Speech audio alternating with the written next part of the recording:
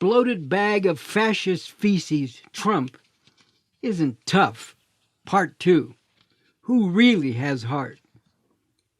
In Bloated Bag, Part 1, talking about bunker boy Donald Trump, who continues to threaten and is responsible for vicious repression against protesters, I made this point. Anybody can act tough when they are calling on a massive machinery of violence and destruction, like the U.S. military, to back them up. And I spoke to the fact that, in opposition to the coward bully Trump, the ones who are showing real courage and heart are the masses of people of all races and genders who have taken to the streets to demand an end to this brutality and murder, and have defied curfews and braved assaults from police and National Guard forces. If we go broader and deeper, beyond the confines of this country and the immediate time frame, we can see another shining example of people with real courage and heart going up against powerful oppressive forces. The Vietnamese people, who fought heroically and at the cost of great sacrifice to drive out their colonizing oppressors. As Malcolm X put it, these were a people of a poor nation who chased the French colonialists right out of their country. And then, after the U.S., which had backed the French colonialists in that war, took over directly and tried to dominate Vietnam, the revolutionary Vietnamese fighters, at the cost of great sacrifice, defeated the attempts of the most powerful military in the world to subjugate their country and forced it to withdraw. Unlike the U.S. military that slaughtered huge numbers of Vietnamese civilians, or the fundamentalist Islamic fanatics of these times, who also slaughter and seek to terrorize masses of innocent civilians, the Vietnamese were fighting a war of liberation by revolutionary means.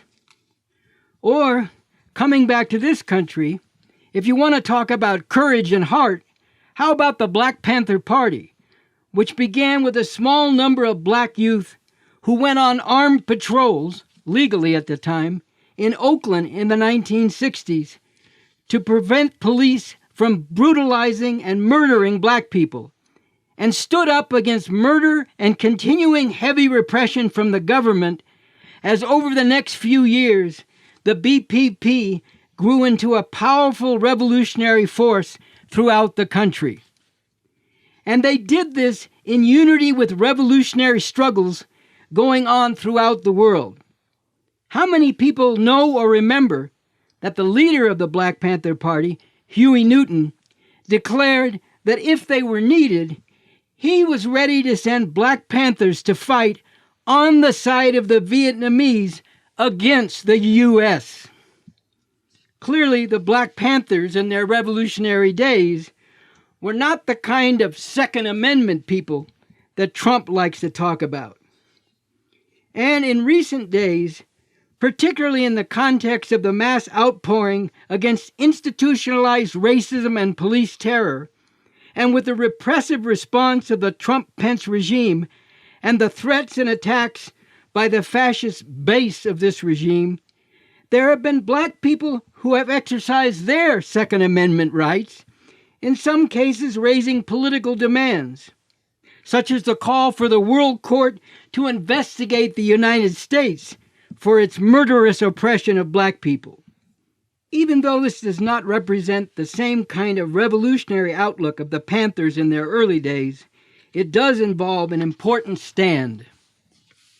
Although both the Vietnamese liberation fighters and the Black Panther Party eventually were taken off the road of revolution, there is still much to learn from their revolutionary heroism at the height of their inspiring struggles.